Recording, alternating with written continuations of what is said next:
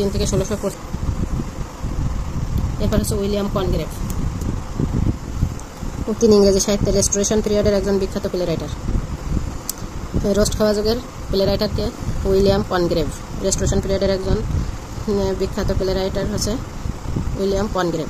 He is known for his clever satiric dialogue and influence on the comedy of manners style in the Restoration period.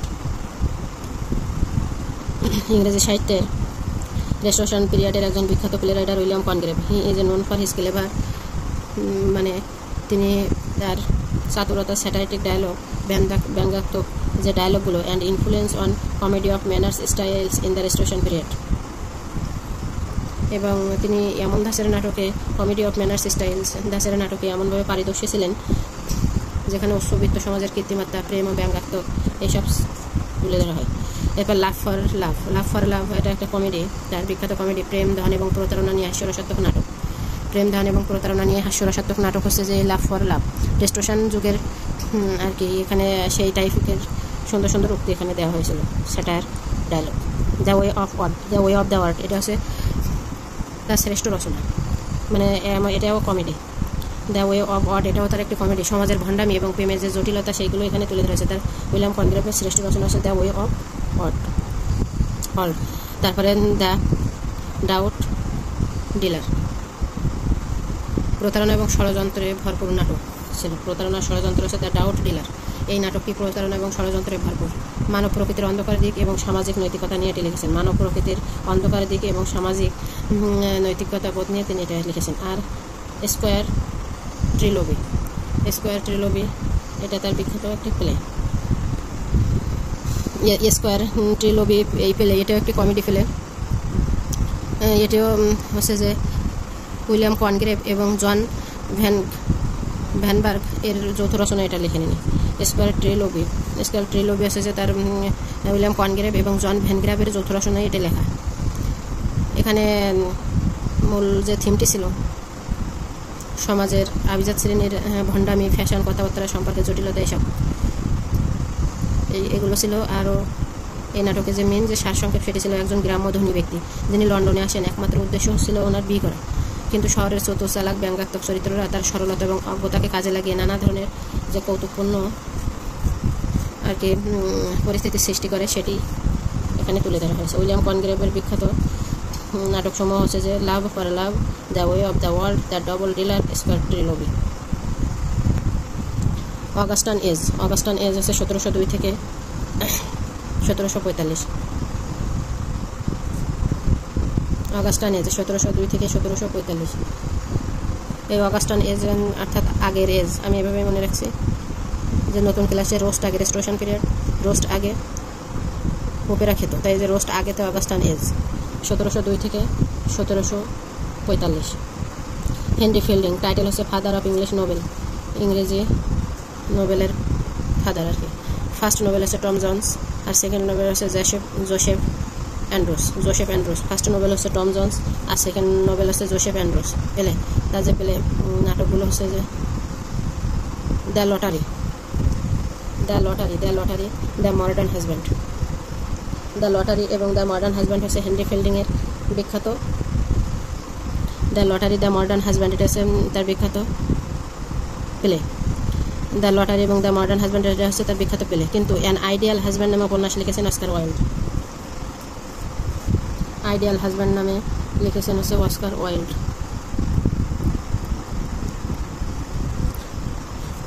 Henry Fielding এর first novel হচ্ছে Tom Jones, আর second novel হচ্ছে Joseph Andrews. First novel Tom Jones এবং second novel হচ্ছে Joseph Andrews. Jonathan সুইফটের title হচ্ছে the great satire test. The great satire test হচ্ছে যে তার জোনাথন সুইফটের টাইটেল। এরপর হচ্ছে যে তার স্যাটায়ার নোবেল হচ্ছে গালিভার ট্রাভেলস, আর তার গালিভারের সফরনামা নামে বাংলা অনুবাদ করেন এটি আবুল মনসুর আহমেদ, গালিভার্স ট্রাভেলস। এরপর the tale of a tub, the battle of the books, the tale of a tub আর the battle of the books, the tale of a tub, the battle of the books, the tale of a tub আর the battle of the books, এই দুটো তার স্যাটার। এরপর Alexander পোপের এই যে pope title হচ্ছে mock heroic poet. সেই mock heroic epic the rape of lock এটা লেখার জন্য the rape of the lock, এটার জন্য তাকে মক হিরোইক ইপিক, এটাই তার বিখ্যাত মক হিরোইক ইপিক, এই জন্য তার টাইটেল মক হিরোইক পোয়েট। তার আলেকজান্ডার পপের বিখ্যাত কবিতা হচ্ছে যে an essay on man an essay of criticism. তার বিখ্যাত কবিতা পোপের কবিতা হচ্ছে an essay on man an essay on criticism, an essay on man an essay on criticism. Famous quotation from Alexander Pope, Alexander পোপের বিখ্যাত কোটেশন,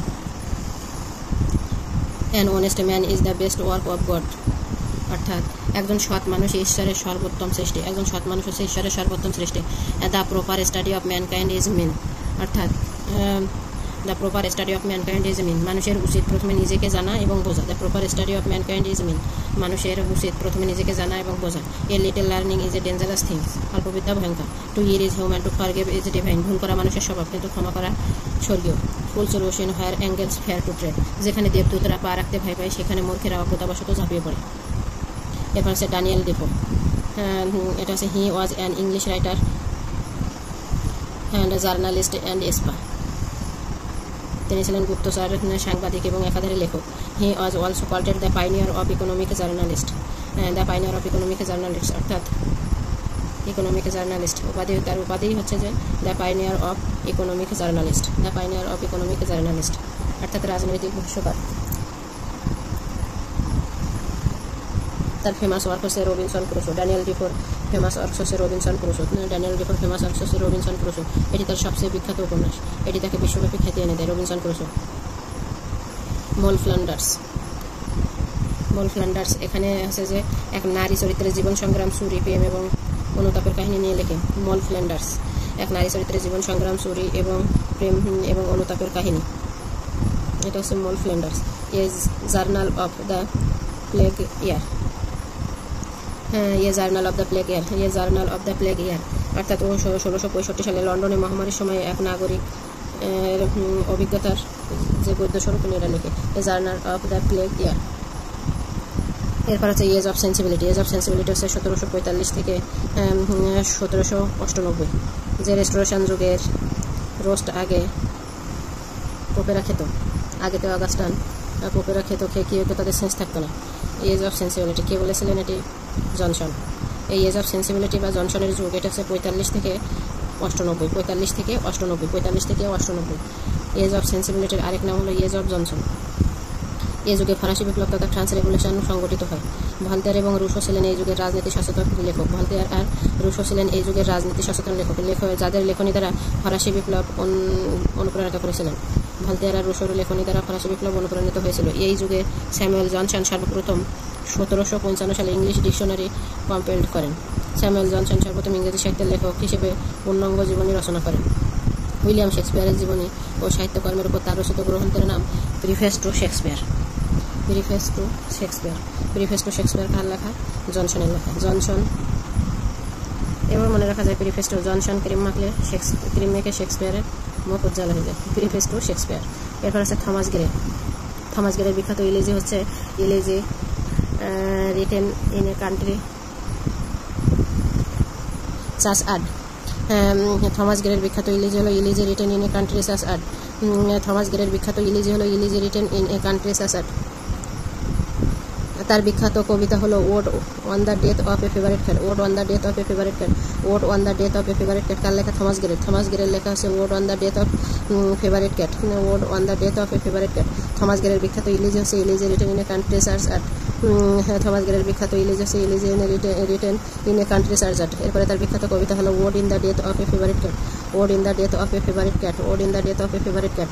এছাড়া তার অন্যান্য ফেমাস ওয়ার্ক হচ্ছে the patch of glory, the patch of glory, the bird. Thomas গ্রের the patch of glory, the bird. Ode on distance prospect of Eton college. Ode on distance prospect of Eton college. Distance prospect of Eton college. Ode on the spring. এরপর আছে ode on the spring. Ode on the spring, hymn to adversity. Harm to adversity. Wood on the spring. Wood on the distance prospect of Eton College. The Bird, the Patch Glory. The Patch Glory. Thomas Gray অন্যান্য famous work হচ্ছে The Patch Glory, The Bird, Wood on the distance prospect of Eton College, Wood on the spring, Harm to adversity.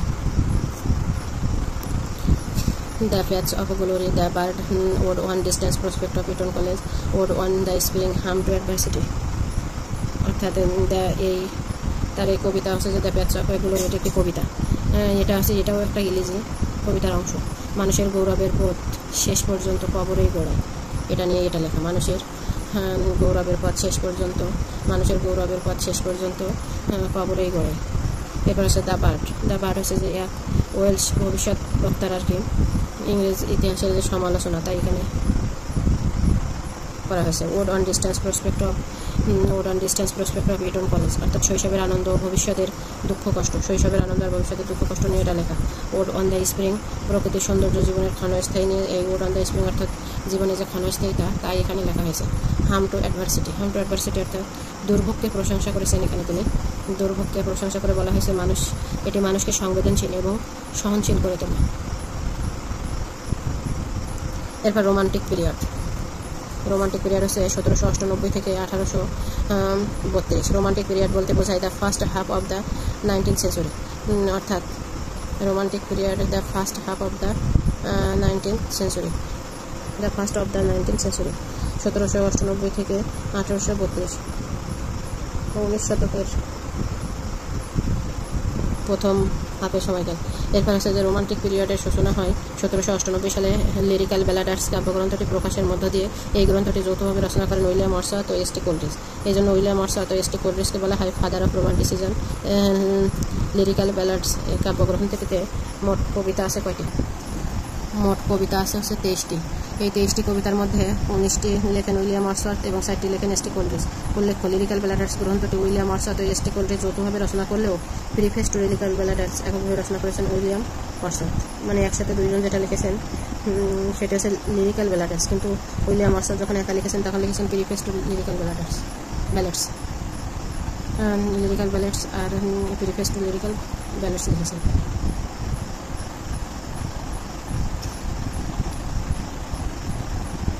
William Wordsworth, the poet of romantic poet, were influenced by the French Revolution.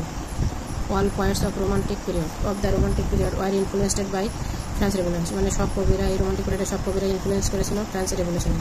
এরপর আছে যে slogan ছিল কি art for the art sake, feature of romantic period. Feature of romantic পিরিয়ডের যে feature ছিল subjectivity, high imagination, love for nature, beauty, liberty, country life. Love for nature, beauty, liberty, country life. Love for nature, beauty, nature, beauty, liberty, nature, beauty, liberty, country life. মানে দেশীয় জীবনে এইভাবে মনে রাখা যায়। রোমান্টিক পিরিয়ডের যে বৈশিষ্ট্যগুলো ছিল তার মধ্যে লাভ ফর নেচার, প্রকৃতি, প্রেম, বিউটি, স্বাধীনতা চাই কি দেশের মধ্যে, কান্ট্রি লাইফ। এবার সুপার ন্যাচারালিজম, হাই ইমাজিনেশন, এবং সাবজেক্টিভিটি। এরপর হচ্ছে উইলিয়াম ওয়ার্ডসওয়ার্থের লেখা যে গ্রন্থ, তার আগে টাইটেল আছে হচ্ছে যে poet of nature, poet of childhood আর স্পিকার অফ প্যান্থিজম অর্থাৎ সর্বৈশ্বরবাদের প্রবক্তা। স্পিকার অফ প্যান্থিজম অর্থ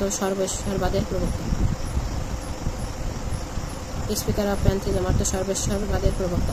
এই মতবাদের মূল কথা হলো গড প্রেজেন্ট ইন এভরিথিং, অর্থাৎ সব জায়গায় কি ঈশ্বর আছে। 6 পার্ট অফ সনেট উইলিয়াম ওয়ার্ডসওয়ার্থের 6 পার্টের একটি সনেট রয়েছে।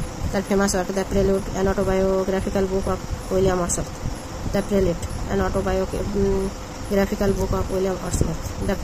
তারপর the solitary reaper, the excursion, the daffodil, Tintern Abbey, I wandered only lonely as a crowd. We are 7, my heart lifts up. The word is too much with us.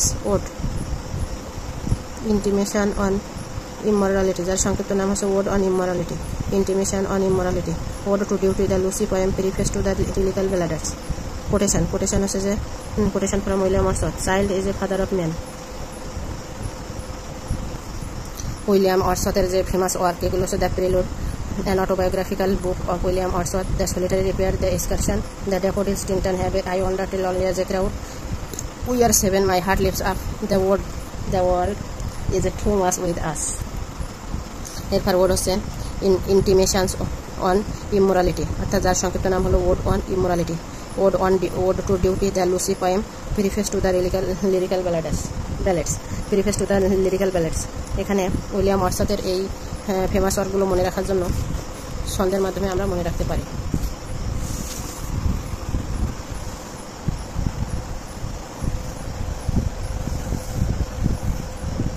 Mikhail ও বিপ্লব স্বাধীনতার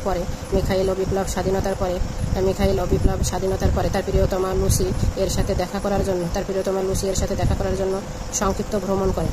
March মাসের কুকু ও daffodils ফুল নিয়ে Mikhail ও বিপ্লব, William শেক্সপিয়ারের famous ওয়ার্কগুলো মনে রাখার technique. Mikhail ও বিপ্লব স্বাধীনতার পরে তার প্রিয়তমা লুসি এর সাথে দেখা করার জন্য সংক্ষিপ্ত ভ্রমণ করে। মার্চ মাসে কুকু ও ড্যাফোডিলস ফুল নিয়ে টিনটানে গেল। সেখানে লুসি একাকী রংধনুর নিচে দাঁড়িয়ে অমরত্বের গান গেয়ে শস্য কাটার ডিউটি করে। মিখাইল বিপ্লব ও স্বাধীনতার পরে তার প্রিয়তমা লুসি এর সাথে দেখা করার জন্য সংক্ষিপ্ত ভ্রমণ করে। মার্চ মাসে কুকু ও ড্যাফোডিল ফুল নিয়ে টিনটানে গেল। সেখানে লুসি একাকী রংধনুর নিচে দাঁড়িয়ে অমরত্বের গান গেয়ে শস্য কাটার ডিউটি করে। মিখাইল ও বিপ্লব স্বাধীনতার পরে তার প্রিয়তমা লুসি এর সাথে দেখা করার জন্য সংক্ষিপ্ত ভ্রমণ করে। মার্চ মাসে কুকু ও ড্যাফোডিল ফুল নিয়ে টিনটানে গেল। সেখানে লুসি একাকী রংধনুর নিচে দাঁড়িয়ে অমরত্বের গান গেয়ে শস্য কাটার ডিউটি করে। অর্থাৎ ফেমাস ওয়ার্কগুলো এভাবেই আমরা মনে রাখবো। প্রথম হচ্ছে মিখাইল, এখানে ওটা নেই কিন্তু এটাও তার একটি বিখ্যাত লেখা, MIC মিখাইল। বিপ্লব ও স্বাধীনতা আছে রেভলিউশন অ্যান্ড ইন্ডিপেন্ডেন্স, এটাও তার লেখা। এরপরে হচ্ছে যে দ্য প্রিলুড, এটা তো তার এই প্রথম দ্য প্রিলুড আছে তার প্রিয়তমা, প্রিলুড মানে প্রিয়তমা। এরপরে হচ্ছে যে লুসি এর সাথে, এই যে লুসি এর সাথে দেখা করার জন্য সংক্ষিপ্ত ভ্রমণ শেষে দ্য এক্সকারশন, অর্থাৎ সংক্ষিপ্ত ভ্রমণ শেষে তারপরে কী করে দ্য ড্যাফোডিলস ফুল নিয়ে যায়, কুকু নিয়ে যায়, টিনটান অ্যাবে দিয়ে যায়, I lonely as a cloud, অর্থাৎ এই যে সংক্ষিপ্ত ভ্রমণ করে এর ভিতরে এটা আছে। এরপরে মাই হার্ট লিভস আপ, এরপরে হচ্ছে যে সেখানে লুসি একাকী রংধনুর নিচে দাঁড়িয়ে, I lonely as a cloud, অর্থাৎ একাকী দাঁড়িয়ে লুসি শস্য কাটার গান করে দ্য সলিটারি রিপেয়ার। আর the world is too much with us, অর্থাৎ এই যে কুকু ড্যাফোডিলস এই যে the world is too much, এই 2 মাসের সাথে যায়। প্রিফেস টু লিরিক্যাল ব্যালেন্স, এটা তো হবে। ওয়ার টু ডিউটি, অর্থাৎ ওই যে ডিউটি করে অমরত্বের গান গেয়ে শস্য কাটার ডিউটি করে, এখানে সেই ডিউটি অমরত্বে মানে ওই ওয়ার্ড অন ইমোরালিটি, অমরত্বের গান গেয়ে শস্য কাটার ডিউটি করে, এখানে শস্য কাটা তো দ্য সলিটারি রিপেয়ার। আর যেগুলো বাকি আছে যেমন my heart leaps up we are 7, my heart leaps up আর উই আর 7। এরপর আছে quotation from William Wordsworth, child is the father of man, অর্থাৎ ভূমি আছে শিশুর পিতা, সব শিশুরই অন্তর। এরপর আছে poetry is the spontaneous overflow of the powerful feelings, কবিতা হলো প্রবল অনুভূতির স্বতঃস্ফূর্ত বহিঃপ্রকাশ। Let nature be your teacher, অর্থাৎ প্রকৃতি তোমার সবচেয়ে বড় শিক্ষক। লেট নেচার বি, প্রকৃতিকে তোমার শিক্ষক হতে দাও। Let nature be your teacher, প্রকৃতিকে তোমাকে শিক্ষক হতে দাও। তারপরে nature never did betray the heart that loves her, অর্থাৎ প্রকৃতি কখনো সেই হৃদয়কে বিশ্বাসঘাত করতে পারে না যে তাকে ভালোবাসে। Nature never did betray the heart that loves her, প্রকৃতি কখনো সেই হৃদয়কে বিশ্বাসঘাত করে না যে তাকে ভালোবাসে। 10,000 saw I at a glance crossing their heads the daffodils, অর্থাৎ আমি এক ঝলকে দেখলাম 10,000 ড্যাফোডিল ফুল মাথা দুলে নাচছে। 10,000 saw I at a glance crossing their heads, অর্থাৎ আমি এক ঝলকে দেখলাম 10,000 ড্যাফোডিল ফুল মাথা ঝুলে নাচছে। এবার হচ্ছে এসটি কোলেরিজ এর পূর্ণরূপ হলো Samuel Taylor Coleridge, Taylor Coleridge, COLERIDG Coleridge. S T Coleridge হচ্ছে এর পূর্ণরূপ হলো Samuel Taylor Coleridge. Title poet of super naturalism, আফিমিটার বা অ্যাডিক্টেড টু আফিম। এসটি কোলেরিজের টাইটেল হচ্ছে পয়েট অফ সুপার ন্যাচারালিজম, আফিমিটার আর অ্যাডিক্টেড টু আফিম। তার যে famous work the rime of the ancient mariner. তারপরে হচ্ছে যে কুবলা খান। এরপরে বায়োগ্রাফিয়া লিটারেরিয়া, এটি এসটি কোলেরিজের একটি সাহিত্য সমালোচনামূলক গ্রন্থ হচ্ছে বায়োগ্রাফিয়া লিটারেরিয়া। এরপর আছে ক্রিস্টোবেল, তারপর ডিজেকশন অ্যান্ড ওড, এরপর এইডস টু রিফ্লেকশন, এরপর the confessions of an inquiring spirit, frost at midnight. এখানে দেখেন মনে রাখার টেকনিক আছে। কুবলা খান ভুগছে ডিজেকশন, ক্রিস্টোবেল আর মেরিনা দিল ইনজেকশন। কুবলা খান এরপরে ভুগছে ডিজেকশন, মানে এখানে লেখা আছে ডিজেকশন অ্যান্ড ওড। তারপরে কুবলা খান গেল ক্রিস্টোবেল আর মেরিনা, ক্রিস্টোবেল আর এখানে আছে মেরিনা।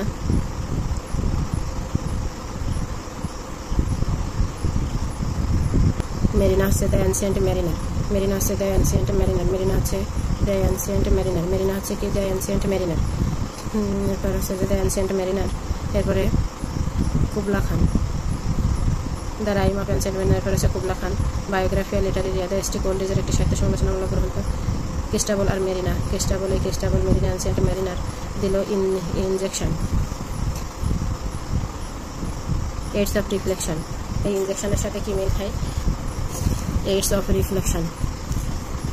এরপরে আজ যে দুটি গ্রন্থ বাকি আছে মনে রাখার টেকনিক হিসেবে মিড নাইট, কখন দিল ইনজেকশন? রাত্রে। মিড নাইটে enquiring spirit, the confessions of an inquiring spirit. কীভাবে পাওয়া গেল এটা? এটা পাওয়া গেল হচ্ছে ইনকোয়ারি করে, enquiring spirit, the confessions of an inquiring spirit পাওয়া গেল, the confessions of an inquiring spirit. এছাড়া তিনি লিরিক্যাল ব্যালেডস নামে উইলিয়াম ওয়ার্ডসওয়ার্থের সাথে যৌথভাবে রচনা করেন, তার কাব্যগ্রন্থে রচনা করেন। লিরিক্যাল ব্যালেডস নামে উইলিয়াম ওয়ার্ডসওয়ার্থের সাথে যৌথভাবে রচনা করেন একটি কাব্যগ্রন্থ রচনা করেন। এরপর এসটি কোল্ড্রিজের গুরুত্বপূর্ণ সাহিত্যকর্ম আমরা চাইলে সহজ টেকনিকে মনে রাখতে পারি। এসটি কোল্ড্রিজ বলেন কুবলা খান এবিসিডি জানে না।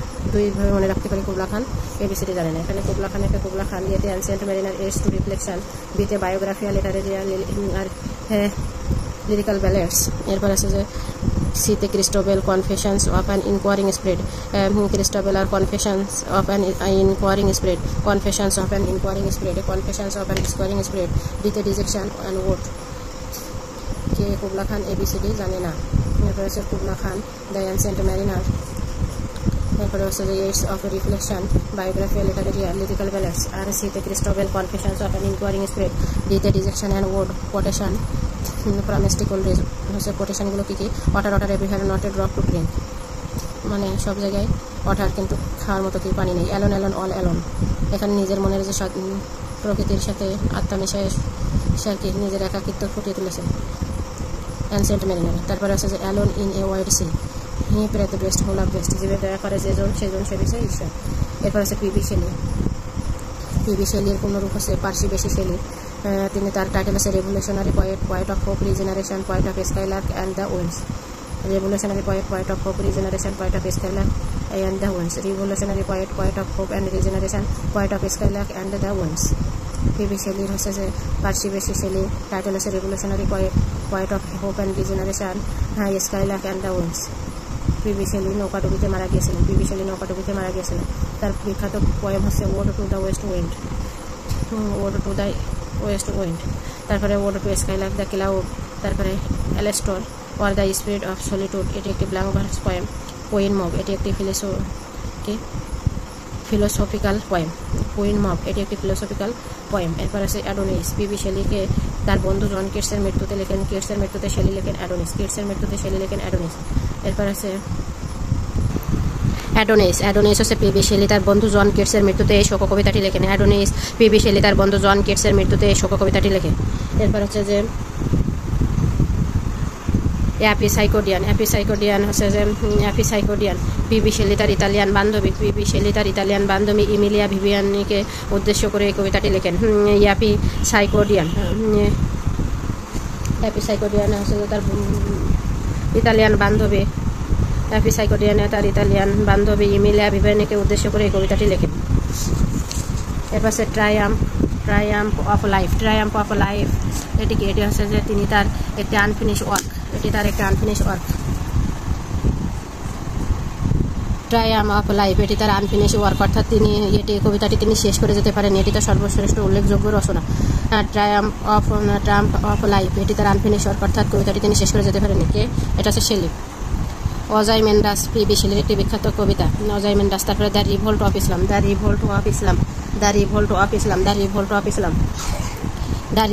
ইসলাম। এরপর ফেমাস ড্রামাস হচ্ছে প্রমিথিয়াস আনবাউন্ড, এটা হচ্ছে লিরিক্যাল ড্রামা প্রমিথিয়াস আনবাউন্ড। তবে প্রমিথিয়াস নামে একটি কবিতা লিখেছেন লর্ড বাইরনের লেখা হচ্ছে প্রমিথিয়াস, আর প্রমিথিয়াস আনবাউন্ড লিরিক্যাল ড্রামা হচ্ছে শেলির।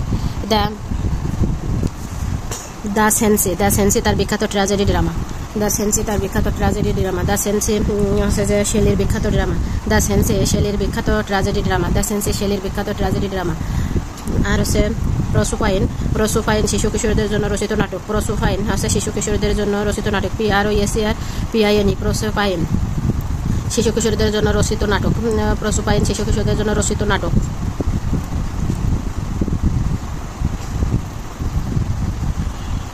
Quotation from P.B. Shelley. If winter comes, can spring be far behind? If winter comes, can spring be far behind? মানে যদি শীত আসে তবে কি বসন্ত খুব দূরে থাকে? এটি হচ্ছে ode to the west wind থেকে নেওয়া। Ode to the west wind, ode to the west wind, শেলির ode to the west wind থেকে নেওয়া। If winter comes can spring be far behind, white are the unacknowledged legislator of the world, white are the unacknowledged legislator of the world। অর্থাৎ কবিরাই হলো পৃথিবীর অঘোষিত আইন প্রণেতা। অর্থাৎ কবিরা সমাজে একটা গভীর কি সৃষ্টি করে, গভীর একটা পরিবর্তনের সূচনা করে। এটাই এই জন্য এখানে বলা হয়েছে যে কবিরা হলো পৃথিবীর অঘোষিত আইন প্রণেতা। Whites are the acknowledged legislator of the world. তারপর হচ্ছে our sweetest songs are those that tell of saddest thought. Our sweetest songs are those that tells of saddest thought. অর্থাৎ আমাদের সবচেয়ে মধুর গানগুলো আসলে দুঃখের কাহিনীগুলোই কি দুঃখের কাহিনী। আমাদের সবচেয়ে মধুর গানগুলো আসলে দুঃখের কাহিনী, মানব জীবনে বেদনায় প্রকৃত শিল্পকে জন্ম দেয় আর কি। Our sweetest songs are those that tell of our saddest thought. আমাদের সবচেয়ে মধুর গানগুলো আসলে দুঃখের কাহিনী বলে। এরপর আছে এর আগে যে আমরা পড়লাম শেলির গ্রন্থগুলো, এগুলো মনে রাখার টেকনিক হিসেবে এভাবে মনে রাখতে পারি। শেলির স্কাইলাক, শেলির স্কাইলাক পশ্চিমের বাতাসে মেঘের উপর ভেসে ভেসে, পশ্চিমের বাতাসে মেঘের উপর ভেসে ভেসে ওজাইমেন্ডিয়াস ও অ্যাডোনিসকে খুঁজে বেড়ায়। শেলির স্কাইলাক পশ্চিমের বাতাসে মেঘের উপর ভেসে ভেসে ওজাইমেন্ডাস ও অ্যাডোনিসকে খুঁজে বেড়ায়। এদিকে কুইন ম্যাব অ্যালেস্টার এর সফট ভয়েসের গান শুনিয়ে, ভয়েসের গান শুনিয়ে মস্কিটো তাড়ায়। অর্থাৎ ওড টু দ্য স্কাইলাক, এরপরে হচ্ছে যে ode to the west wind, এরপরে হচ্ছে যে স্কাইলাক অর্থাৎ শেলির স্কাইলাক অর্থাৎ ওড টু দ্য স্কাইলাক ভারতপক্ষের গান। এরপরে ode to the west wind পশ্চিমা সমীকরণের গান। এরপর দ্য ক্লাউড বাতাসে মেঘের উপর ভেসে ভেসে দ্য ক্লাউড। ওজাইমেন্ডাস আর অ্যাডোনিস হচ্ছে অ্যাডোনিস আর কুইন ম্যাপ আছে। এরপর হচ্ছে যে অ্যালেস্টার আর soft voice, when the soft voice die. তারপরে ম্যাস্কিউ অফ অ্যানার্কি অর্থাৎ মুখোশধারী যে অরাজকতা সেটাই। এছাড়াও তার আরও একটু বিখ্যাত উক্তি আছে, সেটা হচ্ছে যে my name is Ozymandias king of king, if winter comes can spring be far behind. এটা তো পড়ছে আগে। শেলির কবিতাগুলো মনে রাখার টেকনিক। শেলির স্কাইলাক পশ্চিমের বাতাসে মেঘের উপর ভেসে ভেসে ওজাইমেন্ডাস ও অ্যাডোনিসকে খুঁজে বেড়ায়। এদিকে কুইন ম্যাপ অ্যালেস্টারের সফট ভয়েসের গান শুনিয়ে মস্কিটো তাড়ায়। শেলির স্কাইলাক পশ্চিমের বাতাসে মেঘের উপর ভেসে ভেসে ওজাইমেন্ডাস ও অ্যাডোনিসকে খুঁজে বেড়ায়। এদিকে কুইন ম্যাপ অ্যালেস্টারের সফট ভয়েসের গান শুনিয়ে মস্কিটো তাড়ায়। অর্থাৎ শেলির স্কাইলাক হচ্ছে ওড টু দ্য স্কাইলাক অর্থাৎ ভারতপক্ষের গান, আর পশ্চিমের বাতাসে ode to the west wind পশ্চিমা সমীকরণের গান। মেঘের উপর দ্য ক্লাউড ভেসে ভেসে ওজাইমেন্ডাস আর অ্যাডোনিস যে জন কেটসের মৃত্যু নিয়ে লেখা। এরপর হচ্ছে কুইন ম্যাপ, এদিকে কুইন ম্যাপ হচ্ছে যেটা কুইন ম্যাপ। এরপর হলো অ্যালেস্টার আর সফট ভয়েসের গান শুনে, সফট ভয়েস হচ্ছে যে when the soft voice die, এটাও তার একটি কবিতা। তারপরে ম্যাস্কি অফ অ্যানার্কি অর্থাৎ অরাজকতা মুখোশধারী অরাজকতা, এটা হচ্ছে যে তার একটি কবিতা। এছাড়াও ওজাইমেন্ডাস একটি বিখ্যাত উক্তি আছে যে my name is Ozymandias king of kings. তাহলে শেলির গ্রন্থ কবিতাগুলো মনে রাখার টেকনিক হচ্ছে শেলি স্কাইলাক পশ্চিমের বাতাসে মেঘের উপর ভেসে ভেসে ওজাইমেন্ডাস ও অ্যাডোনিসকে খুঁজে বেড়ায়। এদিকে কুইন ম্যাপ অ্যালেস্টারের সফট ভয়েসের গান শুনিয়ে মস্কিটো তাড়ায়।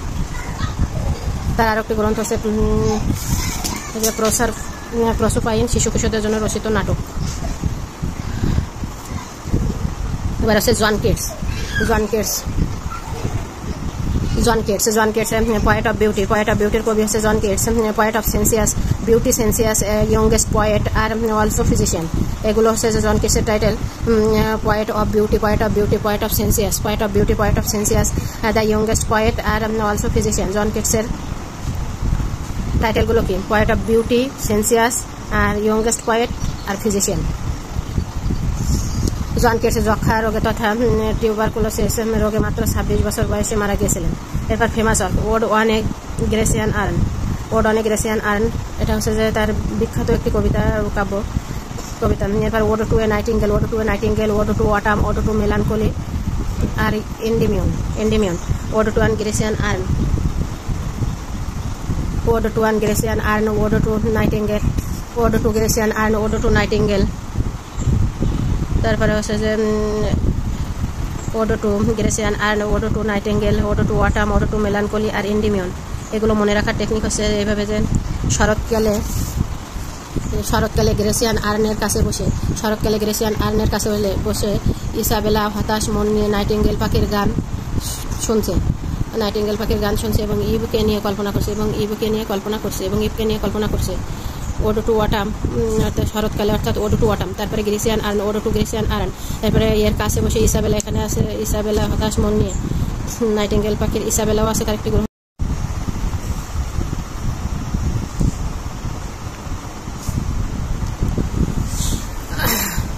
তাহলে জন কিটসের ফেমাস যে কাজ তার ভিতরে হচ্ছে যে ode on a Grecian urn, ode to a nightingale, ode to autumn, এরপরে ওডো টু মেলানকোলি আর এন্ডিমিয়ন, ওডো টু মেলানকোলি আর এন্ডিমিয়ন।